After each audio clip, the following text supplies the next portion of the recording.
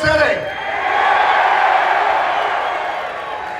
I'm hyped up. I know you're hyped up. The world is hyped up. The entire card is hyped up. To see 244, the entire card is so stacked. But then, of course, the main event, the BMF title. To determine who is going to be the baddest man on the planet. Look, you know, it's such an honor to be able to place this title around the waist of the winner, Jorge Masvidal. Whether it's Jorge, whether it's Nate Diaz, again, it's such an honor. And I just want to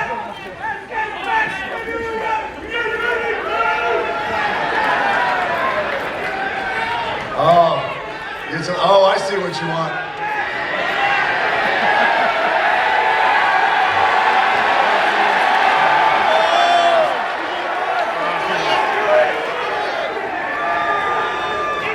If you smell what The Rock is cooking. All right, thank you. Yeah, I gotta say that I just wanted to come out here and just take a moment. Number one, let you know how excited I was about this fight.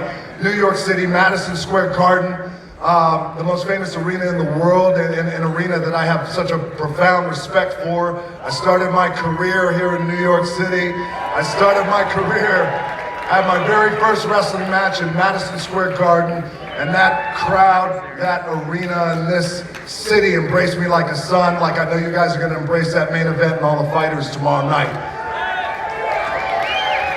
So that said, there's something that I just wanted to announce. I'm very excited to announce this. I wanted to start with the MMA community. I wanted to start with UFC fans. I wanted to start with you guys first. And that announcement is, I'm proud to say that myself and 7 Bucks Productions are gonna make a film about the life of one of your founding fathers, the pioneering founding fathers, the smashing machine, Mark Kerr.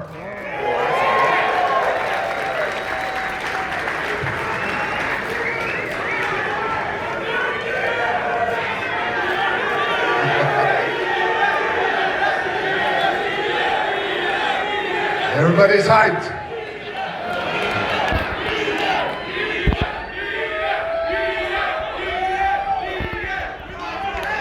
I love you back. Thank you, dude. I appreciate that. So that's an announcement I'm very excited about. I think we have a few questions.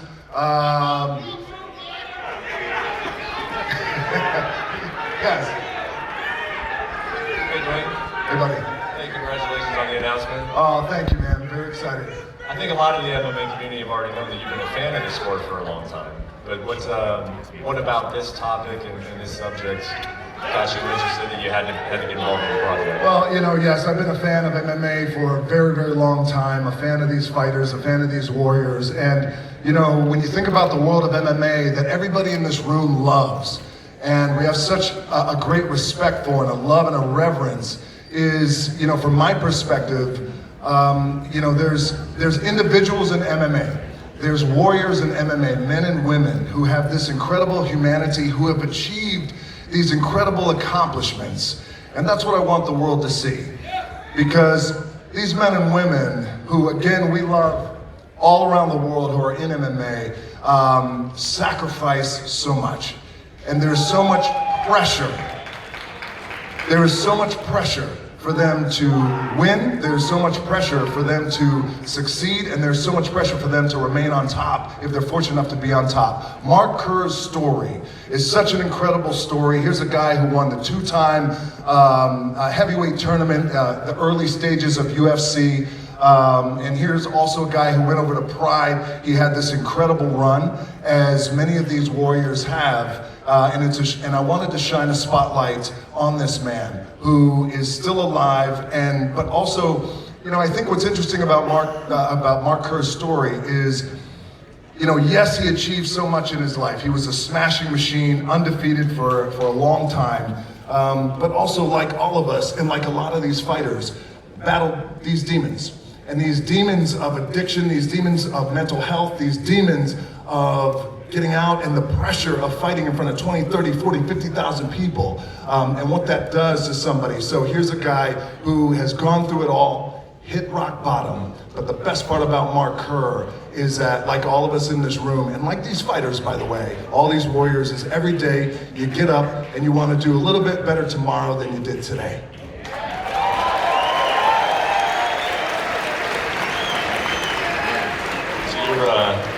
You're involved in this project, obviously. You're putting a belt on somebody's waist tomorrow. Are there any other goals related to the MMA world that you have on your bucket list? Well, oh yes. Like, so are you asking if I have an ambition to actually get in the octagon? Well, hey, if that's there, that'd be fantastic. I'm content with becoming Mark Kerr. And at this point, you know, the most successful part of my octagon career, I'm sure, would be my entrance music. And then that's where it would end. Appreciate it. Thank you. Hey, TJ. Hey, E-Wag. How's it going? Good, how you doing? Good, congratulations. Hold on, guys. Wait a second. There's clearly some good weed in New York City, but you guys gotta hold on a second.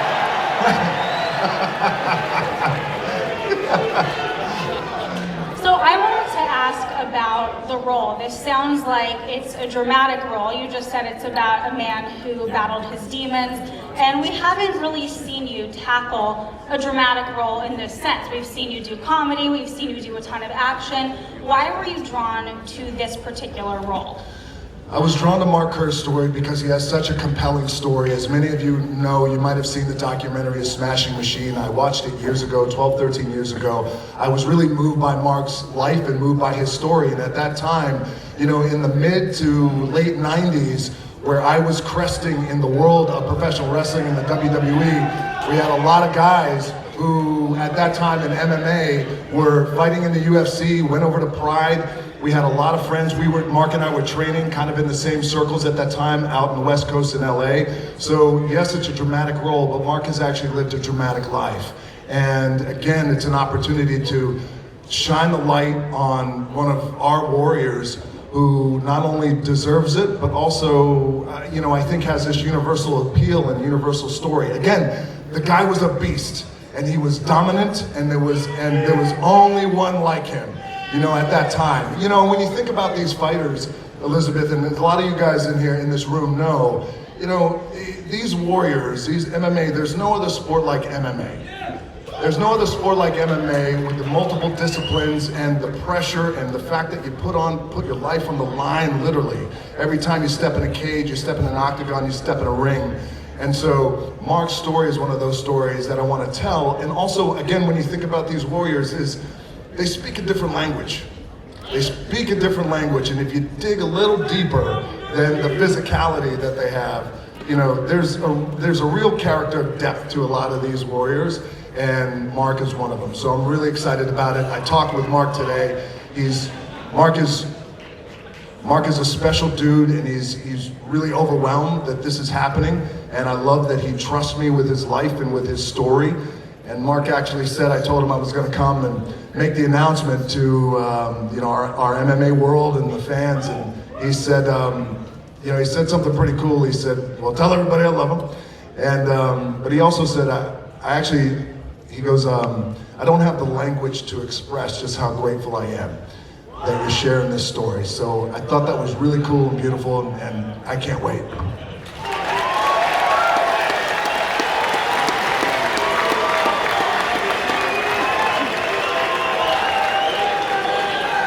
I think that's it. Or do we have more questions? We got time for one more question. One more question. Well, you touched on it a little bit. I mean, the Smashing Machine is not all highs. I mean, there's a lot of lows in there as well. It's a very powerful story for those that haven't seen it. So I'm curious, you know, getting Mark involved in this, was it difficult? I mean, did you have to talk to him much? And will he be involved with the project moving forward? Because again, it's you know, it's not just a fairy tale story. No, it's not, and of course Mark is going to be involved, and I've had you know, conversations with Mark. Again, I've known Mark for years, and you know, we first met years and years ago. So Mark obviously is going to be involved, but also too, you know, I told Mark, look, here's the best thing about it, you know, between Mark and myself and a lot of these UFC fighters, a lot of these MMA fighters, as you guys in this room have known, you know, there's this interesting parallel between, especially when I was in the WWE in the mid to late 90s, early 2000s, interesting parallel with the world of pro wrestling, MMA. We lost a lot of good friends of ours to addiction and drug use, who were these pro wrestlers dying at an early age, and some MMA wrestlers too, MMA fighters dying at an early age. So I told Mark, you know, look, here's the fact. You made it. You achieved greatness. You hit rock bottom. You're sober. You made it, and I'm going to shine the light on your life. All right. Thank you for those questions. And UFC fans, thank you so much for the love. I appreciate it.